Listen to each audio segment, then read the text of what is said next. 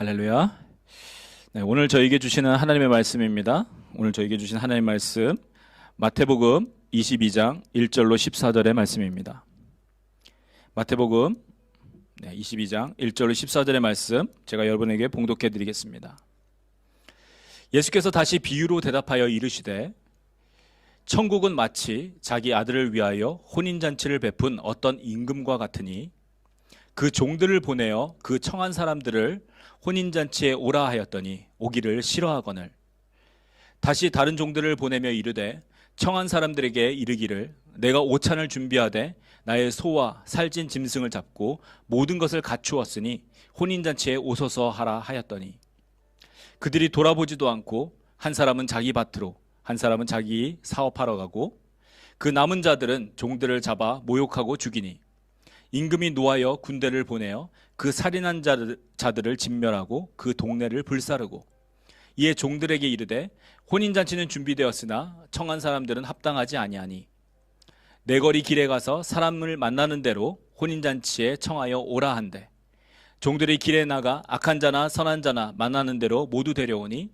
혼인잔치에 손님들이 가득한지라 임금이 손님들을 보러 들어올세 거기서 예복을 입지 않은 한 사람을 보고 이르되 친구여 어찌하여 예복을 입지 않고 여기 들어왔느냐 하니 그가 아무 말도 못하거늘 임금이 사환들에게 말하되 그 손발을 묶어 바깥 어두운 데에 내에 던지라 거기서 슬피 울며 이를 갈게 되리라 하니라 청함을 받은 자는 많되 택함을 입은 자는 적으니라. 아멘.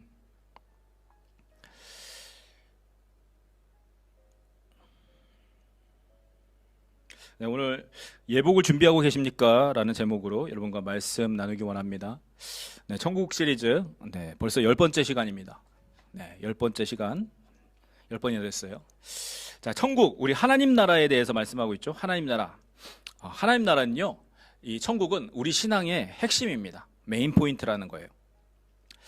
이것은 이 천국에 들어가는 것이 우리가 예수님을 믿는 이유라는 겁니다.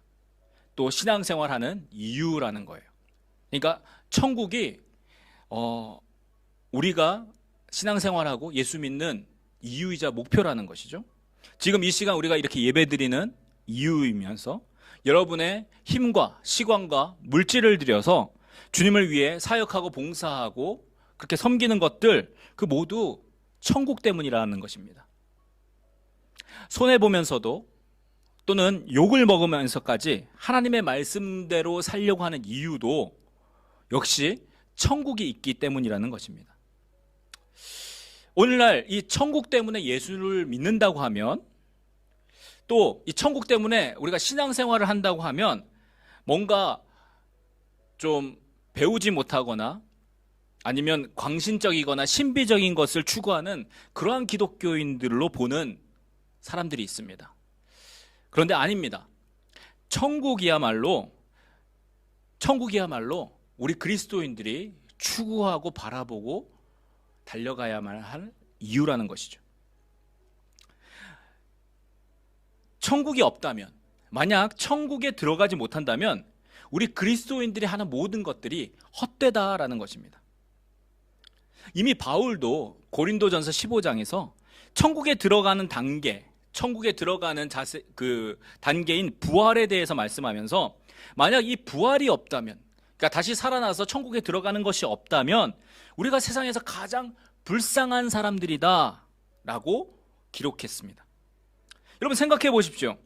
부활하여서 들어가는 천국이 없는데 여러분 왜 예수 믿으면서 욕을 먹습니까? 왜 예수 때문에 고난을 받고 또 왜 예수 때문에 목숨마저도 잃습니까? 왜 예수 때문에 손해봅니까? 왜 여러분의 시간을 드리고 물질을 드리고 그 모든 것들 쉬지도 못하면서 여러분 주일에 예배 드리고 또 봉사까지 하고 왜 그렇게 하십니까? 천국이 있기 때문입니다. 또 천국에 들어가기 위함입니다. 그러므로 우리 이 천국은요, 여러분 우리 신앙생활의 최종 목적지, 최종 목표가 됩니다.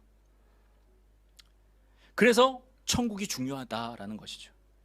그래서 계속 저희가 이렇게 지금 살펴본 것과 같이 지난 9주 동안 살펴본 것과 같이 예수님은 이 땅에서 그렇게 천국에 관해서 말씀하셨던 것입니다. 천국에 대해서 알려주시고자, 그래서 천국은 마치라고 하시면서 이런 것이다 라고 비유를 여러 번 써가시면서 설명하신 것입니다. 예수님께서 우리에게 주시고자 하셨고 우리에게 알려주고자 하셨던 것이 바로 영원한 생명을 얻으면서 들어가는 천국, 곧 하나님 나라였기 때문입니다. 자, 그러므로 우리는 궁극적으로 마지막에는 천국을 얻어야 돼요. 천국을 얻어야 합니다. 예수께서 말씀하신 그 천국에 대한 확신뿐만 아니라 그 천국에 반드시 들어간다라는, 반드시 들어가야 된다는 그런 확신을 얻어야 된다라는 것입니다. 이것을 다른 말로 구원의 확신이라고도 합니다. Affirmation of salvation. 네. 구원의 확신. 네. 우리가 이 구원의 확신에 대해서 많이 듣습니다. 보통 이렇게 이야기하죠.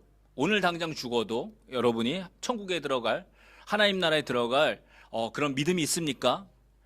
보통 이렇게 묻죠.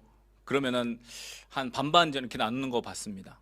들어갑니다. 아멘 이렇게 하시는 분도 있지만 잘 모르겠습니다 라고 하시는 분도 있습니다. 그래, 중요한 것은요, 이 구원의 확신이 있어야 한다라는 거예요. 여러분에게 천국의 확신이 반드시 있으셔야 한다라는 겁니다. 왜냐? 이것이 없다면 여러분이 신앙생활하는 것, 여러분이 교회 다니는 것, 여러분이 봉사하는 것 아무 소용이 없다라는 것입니다. 여러분은 구원의 확신이 있으십니까? 하나님 나라 곧 천국을 소유하고 그곳이 여러분이 들어갈 최종 목표, 여러분이 가장 마지막에 들어가야 할 곳이라는 것을 여러분 믿으십니까? 저희가 함께 나눈 이 천국 시리즈를 통해서 우리가 이 천국에 대해서 다시 한번 다시 한번 생각해 보기를 원합니다. 지난 설교들이 유튜브에 올려져 있어요. 여러분 한 번이 아니라 몇 번을 계속 들으면서 각자의 신앙을 우리가 점검해야 합니다. 여러분 점검하십시오. 그래서 잃어버렸던 천국에 대한 소망과 구원의 확신을 여러분 우리가 회복해야 됩니다. 잃어버렸던 천국에 대한 소망, 구원의 확신을 회복하는 저와 여러분 되기를 축복합니다. 마태복음 전반부, 저희가 살펴봤던 지난 전반부에서는 천국이 어떠한 곳인지에 대해서 예수님께서 말씀하셨다면, 후반부로 갈수록 예수님께서 천국이 어떠한 사람들이 들어가는 곳인지, 어떤 사람들이 그곳에 합당한지에 대해서 말씀하십니다. 먼저 본문을 살펴보면 예수님은 천국이 마치 자기 아들을 위해 혼인잔치를 베푸는 어떤 왕과 같다라고 설명하십니다. 자, 이 왕이 자기 아들의 결혼식을 위해서 잔치를 베풀어요. 그리고 사람들을 초대하여서 같이 축하를 하려고 합니다. 자, 그래서 종들을 사람들에게 보내서 사람들을 부릅니다. 그렇죠? 내 아들의 혼인잔치가 있으니까 참석하라고 종들을 보내어 사람들을 부릅니다. 자, 그런데 오늘 말씀을 보니까 예수님의 이 비유에는 세 종류의 사람들이 나타납니다. 세 종류의 사람들이 나타납니다. 자, 첫 번째 종류의 사람은 한 번뿐만이 아니라 두 번씩이나 불렀음에도 오지 않고 자기 일을 하거나 오히려 소식을 전하는 종들을 모욕하고 죽인 사람들이 있습니다. 자, 그리고 두 번째는 혼인잔치를 채우기 위해 불렀던 길에서 만난 모든 사람들 중에서 예복을 입고 온 사람들입니다. 그리고 세 번째는 예복을 입지 않고 그 잔치에 참석한 사람입니다. 자, 먼저 첫 번째 부류의 사람들을 한번 보겠습니다. 이 사람들을 살펴보면 예수님의 말씀을 이 비유를 살펴보면 왕이 불렀음에도 맨 처음에 오는 것을 싫어해요. 그리고 안 온다고 하니까 재차 부릅니다. 다시 부릅니다, 왕이. 그러니까 다시 불렀음에도 그것을 무시합니다. 그리고 각자가 자기 일을 하러 떠나지요. 여러분, 왕이 불렀는데 왕의 말대로 하지 않는 것, 왕의 권세가 있음에도 불구하고 그 왕의 명령대로 하지 않는 것은 그 왕을 무시하는 것입니다. 더 나아가 왕이 보낸 종들을 모욕하고 죽인 것은 그 왕을 적대시하는 거예요. 왕의 에너미로서, 왕의 적으로서 왕의 뜻에 반대한다라는 것을 강하게 나타내는 것입니다. 자, 그래서 왕은 군대를 보내서 이들을 싹 진멸하고 그 동네를 불태웠다라고 비유에 말씀하고 있습니다. 이 첫 번째 부류의 사람들, 이 해석할 때 전통적으로 유대인들을 가리킨다고 말씀합니다. 이스라엘 사람들을 가리킨다고 이제 해석합니다. 예, 본문의 앞장인 마태복음 21장에서 그걸 살펴보면 예수님은 대제사장들과 바리새인들, 백성들의 장로들을 대상으로 두 아들의 비유와 또 포도원 농부의 비유를 하십니다. 이 두 비유 모두 스스로 올바르고 의롭다고 생각했던 대제사장이나 바리새인들을 책망하시는 내용이에요. 그들이 무시하던 세리나 창녀들과 같은 죄인들이 그들보다 먼저 하나님 나라에 들어갈 것이라고 말씀하고 계십니다. 또 포도원의 악한 종들처럼 포도원을 제대로 관리도 못할 뿐만 아니라 포도원을 차지하려고 주인의 아들마저 죽이는 자가 될 것이라고 하신 거예요. 여러분, 이 본문의 혼인잔치의 비유는요, 앞서 나타난 이 두 비유에 바로 이어지는 말씀입니다. 그래서 이 혼인잔치에 초대받고도 오지 않고 또 각자 자기의 갈 사람, 자기 일로 그죠? 자기 일로 서로 갔던 사람들, 이 사람들이 바로 대제사장과 바리새인들이라고 말씀하고 있다라는 것입니다.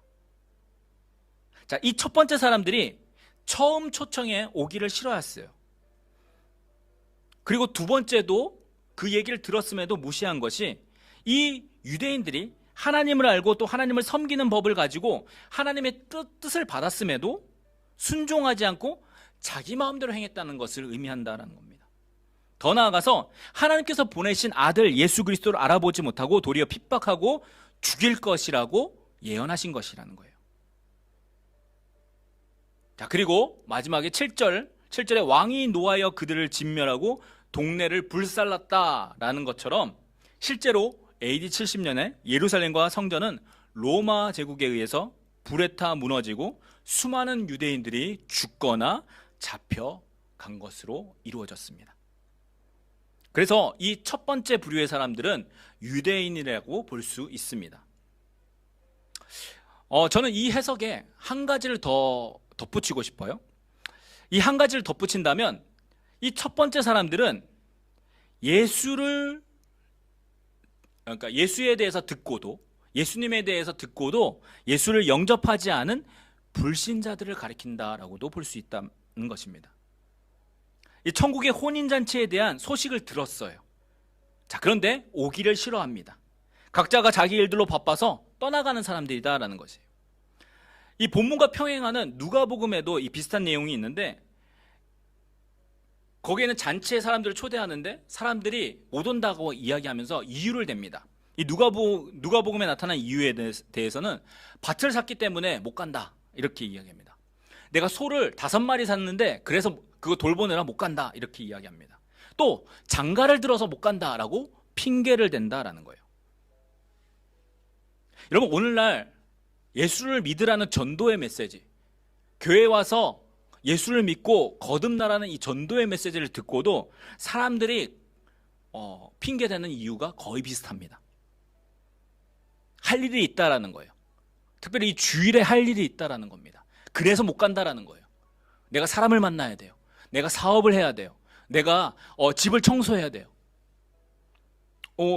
성경처럼 장가를 가야 되기 때문에, 시집을 가야 되기 때문에, 내가 뭘 샀기 때문에, 그걸 돌보러 가야 되기 때문에 거기서 못 간다라고 사람들이 핑계를 냅니다. 똑같은 핑계라는 것이죠.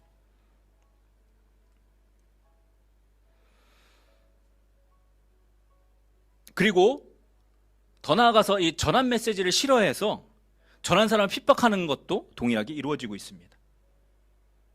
여러분, 이 사람들은요, 무엇이 더 중요한지 모르는 사람들이에요. 왕의 초대가 있는데 왕의 초대를 무시하는 사람들이다라는 거예요. 그 초대에 응답하지 않는다는 것이 그 왕을 무시하는 것, 왕의 초대를 그냥 무시하는 게 아니라 왕을 무시하는 것이라는 것을 모른다라는 것이에요. 자, 그런 사람들에게는 왕의 진노가, 불같은 왕의 진노가 임할 것이라는 그런 비유다라는 것이에요. 더 나아가서 오늘 저와 여러분이 좀 더 깊게 살펴볼 것은 이 두 번째와 세 번째 종류의 사람들입니다. 이 두 번째와 세 번째 종류의 사람들은 말씀을 읽다 보니까 길에서 이제 종들이 나가서 아무나 데리고 온 사람들이에요. 그렇죠? 잔치가 있다라고 그냥 불러서 드린 사람들입니다. 이들이 원래 악하였던지 또는 선하였던지 관계없이 길거리에서 그냥 붙잡아서 우리 왕의 아들의 혼인잔치가 있으니까 참석하세요, 참석하세요 그러면서 와서 불러다가 앉힌 사람들이라는 거예요. 자, 그런데 말씀을 보니까 이렇게 혼인잔치에 참석한 사람들 대부분은 예복을 입은 사람이에요. 그러니까 혼인잔치에 맞는 옷을 입은 사람들이라는 것이죠. 자, 그런데 왕이 보니까 예복을 입지 않은 한 사람이 있었습니다. 결혼식에 참석했는데 올바른 복장으로 들어가지 않은 거예요. 자, 그리고 이 사람은 왕이 불러다 묻습니다. 왜 예복을 입지 않았느냐라고 물으니까 아무런 대답을 하지 못합니다. 왜 그럴까요?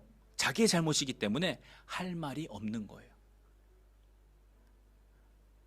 왕의 아들의 결혼식인데 거기에 맞는 옷을 입고 참석해야 되는데 그 예복을 준비하지 못했다라는 것입니다. 그러니 왕의 질문에 아무 대답을 하지 못하는 것이죠. 자, 그래서 이 사람은 왕의 명령으로 바깥 어두운 곳에 손발을 묶이고 던지우게 됩니다. 그리고 이 사람은 슬피 울며 이를 갈게 된다라고 예수님께서는 이 비유를 마치면서 이렇게 말씀하세요. 청함을 받은 자는 많은데 택함을 입은 자는 적다라고 말씀하십니다. 청함을 받은 자는 많되 택함을 입은 자는 적으니라.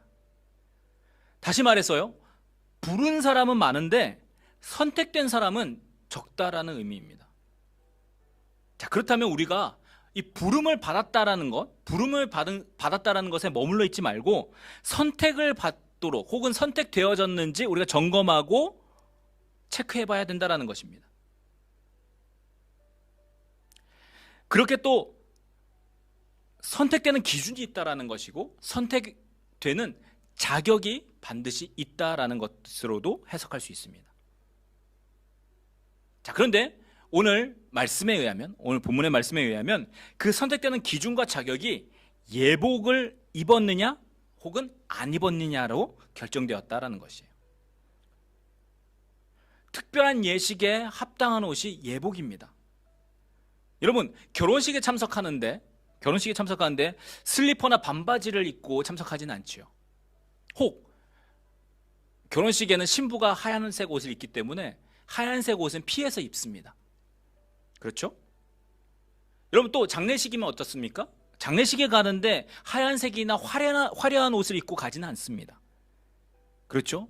그 식에 맞는 합당한 옷이 있다라는 것이에요. 자, 이와 같이 왕이 청한 혼인잔치에 참석하기 위해서는 왕의 기준에 맞는 예복이 필요하다라는 것이고 그 예복이 그 자리에 왕의 아들의 혼인잔치에 참석할 자격을 준다라는 것입니다. 그래서 왕이 정한 예복을 갖추지 못하면 참석조차 할 수 없다라는 것을 우리가 알 수 있다라는 것입니다. 자, 그렇다면 우리가 여기에서 물어봐야 될 것은 왕 대신 우리 하나님께서 베푸신 이 혼인잔치에 참석할 수 있는 예복이 무엇이냐라는 것에 있습니다. 곧 천국에 들어가기 위해서 왕이신 하나님께서 정하신 우리가 입어야 되는 옷이 무엇이냐라는 것이에요. 우리는 이 질문에 대한 대답을 가지고 있어야 됩니다. 그냥 죽어보면 알겠지. 그냥 이 땅에서의 삶이 다 끝나고 그냥 죽으면 그냥 천국에서 깨어나는 거 아니야? 아니면 혹은 뭐 죽어보면 그때 옷을 입었는지 안 입었는지 알 수 있을 거 아니야? 여러분, 그때 가면 이미 늦다라는 것입니다. 우리는 지금 이 땅에서 우리가 살아있을 때 우리가 신앙생활하면서 지금 이 옷을 우리가 준비하고 있는지 예비하고 있는지 그리고 입고 있는지를 점검해 봐야 된다라는 것이에요. 그래서 이 옷이 무엇인지 우리는 알아야 됩니다. 그렇지 않다면 우리가 여기 이 비유에 나오는 불쌍한 사람처럼 그날에 그 혼인잔치에 예복을 입지 않은 모습으로 하나님 앞에 설 수도 있다라는 것입니다. 그렇게 발견될 수 있다라는 것이죠. 자, 그러면 어떻게 되겠습니까? 어두운 곳에 던져지고 그곳에서 슬피 울며 이를 갈미 있을 것이라는 거예요. 그래서 천국에 들어가기 위해서 이 예복에 대해서 알고 예복을 입고 준비하는 것이 매우 중요하다라는 거예요. 자, 그러면 우리는 어떻게 이 예복에 관하여 알 수 있을까요? 여러분, 성경에 나오는 것은 성경에서 찾아야 합니다. 어떤 유명한 사람의 말이나 설교나 그런 것이 아니라 성경에서 말씀한 건 성경에서 찾아야 돼요. 자, 이 예복에 대한 단서를 우리는 계시록에서 찾을 수 있습니다. 요한계시록입니다. 함께 계시록을 통해서 우리가 한번 살펴볼 텐데요. 먼저 요한계시록 7장을 보겠습니다. 요한계시록 7장 9절입니다. 제가 읽겠습니다. 이 일 후에 내가 보니 각 나라와 족속과 백성과 방언에서 아무도 능히 셀 수 없는 큰 무리가 나와 흰 옷을 입고 손에 종려가지를 들고 보좌 앞과 어린 양 앞에 서서라고 나와 있죠. 흰 옷을 입은 셀 수 없는 큰 무리가 나옵니다. 자, 그리고 이어지는 말씀에 보면요, 장로 중에 한 사람이 이 흰 옷 입은 사람들이 누구냐고 요한에게 묻습니다. 자, 그러자 요한이 대답합니다. 14절인데요. 자, 14절 말씀 제가 읽겠습니다. 내가 말하기를, 요한입니다. 내가 말하기를 내 주여 당신이 아시나이다 하니 그가, 장로가 말합니다. 나에게 이르되 이는 큰 환난에서 나오는 자들인데 어린 양의 피에 그 옷을 씻어 희게 하였느니라. 아멘. 자, 이 무리들은 어린 양의 피로 씻어 희게 한 옷을 입고 있습니다. 더러운 옷이 아니라 희게 만든 옷이라는 거예요. 자, 희게 한 옷인데 어떻게 희게 만들었냐? 어린 양의 피로 씻어서 깨끗하게 한 옷이라고 말씀하는 것입니다. 그리고 이어지는 말씀에 이 사람들이 하나님 보좌 앞에서 하나님을 밤낮 섬긴다라고 말씀하고 있어요. 자, 그러므로 하나님 보좌 앞에서 밤낮으로 하나님을 섬길 수 있는 사람들은, 그러므로 여러분, 흰 옷을 입은 사람들인 것이에요. 곧 예수 그리스도의 피로 씻음 받은 자들이라는 겁니다. 자신의 죄를 예수 그리스도 십자가의 보혈로 용서받은 자들이다라는 의미라는 것입니다. 여러분은 예수 그리스도의 피로 씻음 받으셨습니까? 그렇다면 여러분은 흰 옷을 입은 자들이에요. 흰 옷을 입은 자들이라는 겁니다. 자, 그러면서 오늘 마태복음의 이 비유를 연상시키는 장면이 계시록에 또 나옵니다. 계시록 19장으로 가보겠습니다. 계시록 19장 7절입니다. 7절과 8절 말씀 이어서 보겠습니다. 우리가 즐거워하고 크게 기뻐하며 그에게 영광을 돌리세 어린 양의 혼인 기약이 이르렀고 그의 아내가 자신을 준비하였으므로 그에게 빛나고 깨끗한 세마포 옷을 입도록 허락하셨으니 이 세마포 옷은 성도들의 옳은 행실이로다 하더라. 아멘. 자, 어린 양의 혼인잔치에 신부로서 준비된 자들이 빛나고 깨끗한 세마포 옷을 입게 된다라고 말씀합니다. 이 빛나고 깨끗한 세마포 옷을 입고 신부로서 어린 양의 결혼식에 들어가는 거예요. 그리고 이 세마포 옷은 성도들의 옳은 행실이다라고 말씀하고 있습니다. 자, 곧 하나님의 거룩한 백성으로서의 올바른 행동과 행위를 의미한다라고 볼 수 있습니다. 여러분, 이 말씀들로 혼인잔치의 예복이 무엇인지 우리는 짐작해 볼 수 있습니다. 자, 예복은 곧 깨끗한 흰옷으로 예수 그리스도를 주와 그리스도로 영접함으로 자신의 모든 죄를 용서받고 거듭난 사람이 입는 옷이다라는 거예요. 그렇게 변화된 자로서 살아가는 올바른 행동이 바로 예복이라는 겁니다. 그러니까 거듭나고 그리고 그 거듭난 자로서 이 땅을 살아가는 올바른 행동을 가진 자가 입고 있는 것이 이 예복이다라는 것이에요. 자, 이 때문에 예수님은 니고데모가 밤에 찾아왔어요. 여러분, 니고데모 아시죠? 요한복음 3장에 보면 니고데모가 밤에 찾아왔을 때 거듭나지 아니하면 내가 하나님 나라를 볼 수 없다라고 하신 것입니다. 거듭나야 하나님 나라에 들어간다라는 거예요. 거듭나야 이 예복을 준비할 수 있다라는 거예요. 거듭나야 이 흰옷을 입을 수 있다라는 겁니다. 예수 그리스도의 피로 씻지 아니하면 혼인잔치에서 왕이 정한 기준인 이 예복을 입을 수가 없다라는 거예요. 여러분, 예수 외에는 다른 방법으로 천국에 들어가는 방법이 단 하나도 없습니다. 오늘날 있다고 하는 사람들이 조금 있어요. 근데 없습니다. 예수 외에는 절대로 없습니다. 여러분이 예수님을 구주로 영접하지 않으면, 예수께서 여러분을 위해서 십자가에서 여러분의 죄를 지고 죽으셨다는 것을 믿고 그분을 영접하지 아니하면 절대로 결단코 천국에 들어갈 수 없습니다. 다른 방법이 없어요. 다른 신으로 불가능해요. 여러분, 다른 신들로도 이렇게 하면은 뭐 좋은 곳 간다라고 이야기하죠. 아닙니다. 절대 못 갑니다. 예수 외에는 구원의 방법이 전혀 없습니다. 왜요? 예수의 피로서만이 우리가 이 예복을 준비할 수 있기 때문이에요. 예수의 피로 씻어야만 하나님 앞에 설 수 있는 그 예복이 준비되기 때문이다라는 것입니다. 오직 예수님만이 하나님께 나아가는 길이다라는 것이에요.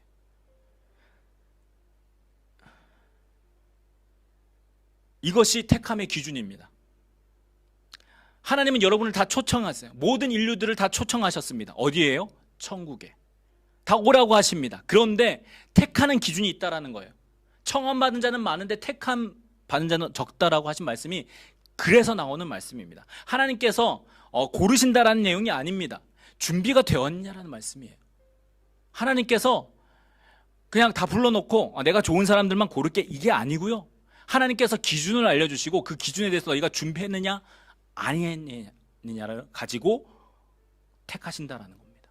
근데 그 택함의 기준이 예수 그리스도의 피로 씻김을 받았느냐라는 것에 있다라는 것입니다. 이 택함의 기준이 우리 가운데 반드시 있어야 합니다. 그리고 이 택함을 받지 못한 사람들, 청함은 받았는데 택함을 받지 못한 사람들은, 예복을 입지 않은 사람들은 결국에 쫓겨난다고 하신다는 거예요. 자, 그것이 오늘 말씀의 주제인 것입니다. 여러분은 예복을 준비하고 계십니까? 예복을 입고 계십니까? 예수 그리스도께서 여러분의 주와 그리스도로 여러분 영접하셨습니까? 여러분 거듭나셨습니까?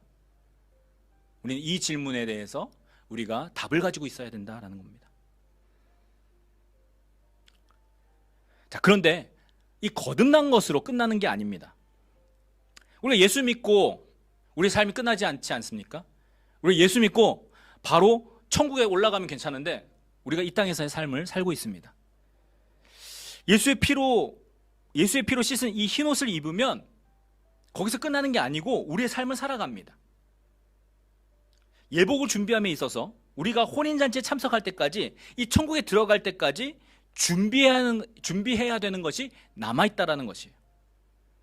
여러분, 이것도 여러분 계시록에서 말씀하고 있습니다. 요한계시록 22장을 한번 보겠습니다. 요한계시록 가장 마지막 장인데 요한계시록 22장 14절입니다. 제가 읽겠습니다. 자기 두루마기를 빠는 자들은 복이 있으니 이는 그들이 생명나무에 나아가며 문들을 통하여 성에 들어갈 권세를 받으려 함이로다. 아멘. 자, 여기에 다른 종류의 옷이 등장합니다. 자신의 두루마기, 옛날 말이죠, 두루마기. 영어로는 로브라고 되어 있습니다. 그러니까 겉옷이에요. 바깥에 걸치는 망토같이 겉옷입니다. 그러니까 바람을 피하거나 먼지를 피하거나, 먼지가 덮이는 것을 피하기 위해서 바깥에 두르는 겉옷과도 같은 것입니다. 자, 근데 이 겉옷을 빠는 사람들이 복되다라고 말씀해요.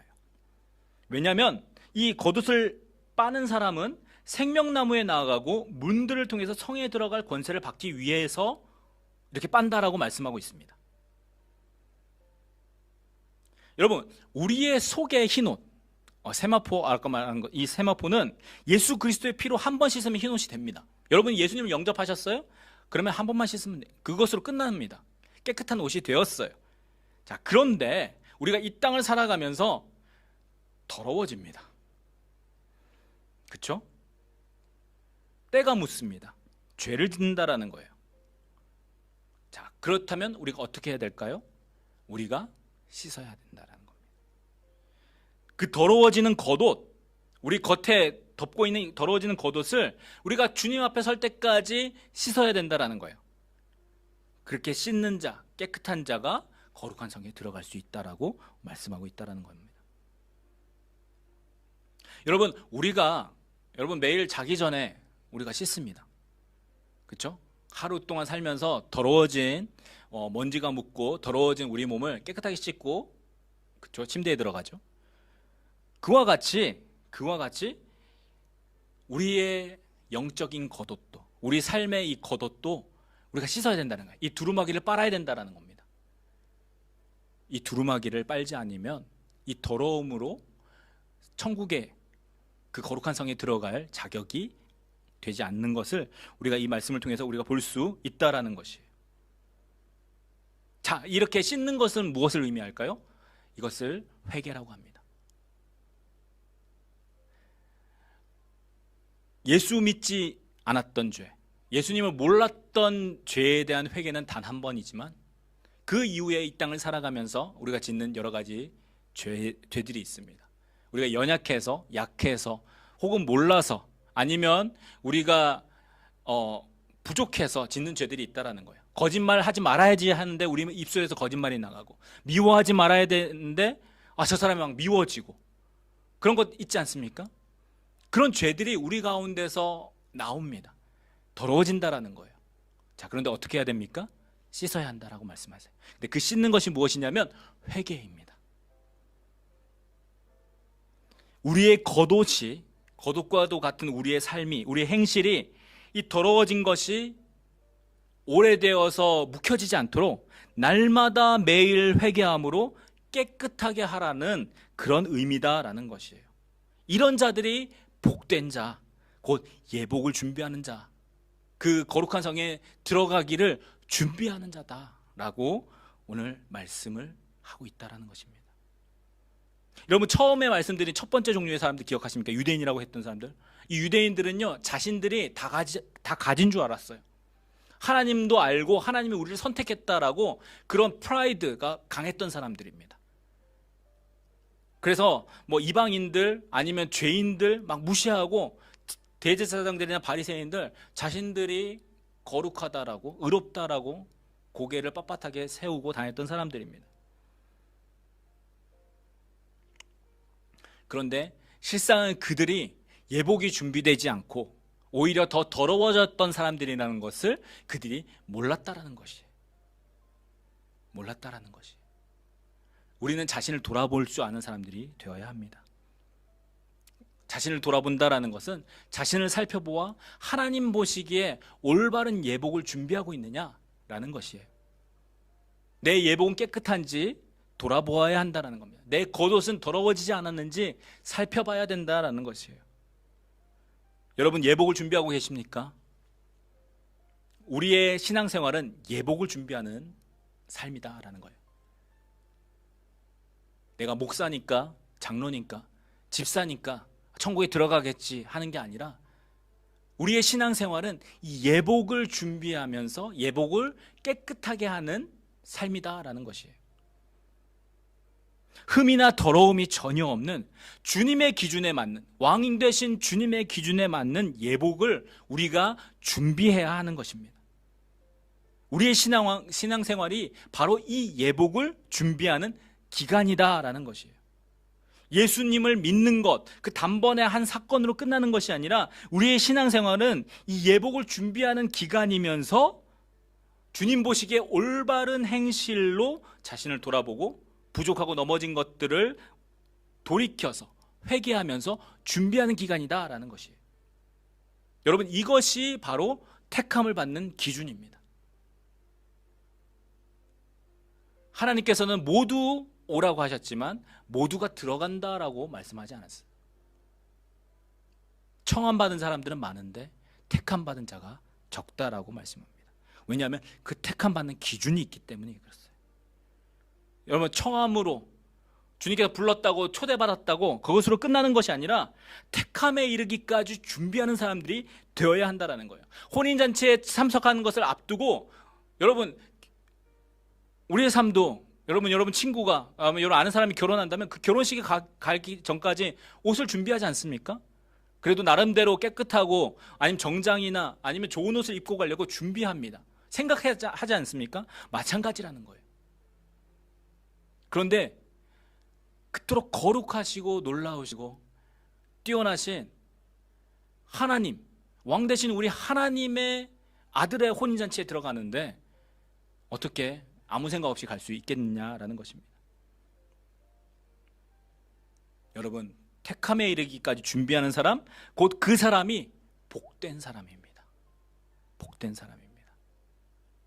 그 자기의 두루마기를 빠는 사람, 겉옷을 날마다 빠는 사람, 복된 사람입니다. 여러분, 이 말씀을 듣는 우리 모두가 단 한 사람도 바깥 어두운 곳에 쫓겨나서 슬피 울며 이를 가는 불쌍한 사람이 되지 않기를 원합니다. 그런 사람이 아니라 왕께서 택하심으로 천국의 혼인잔치에 들어가는 복 있는 사람 되기를 축복합니다. 여러분, 예복을 준비하십시오. 이 예복을 입고 천국에서 우리가 함께 만나기를 우리 예수님의 이름으로 축복합니다. 우리 함께 기도하겠습니다.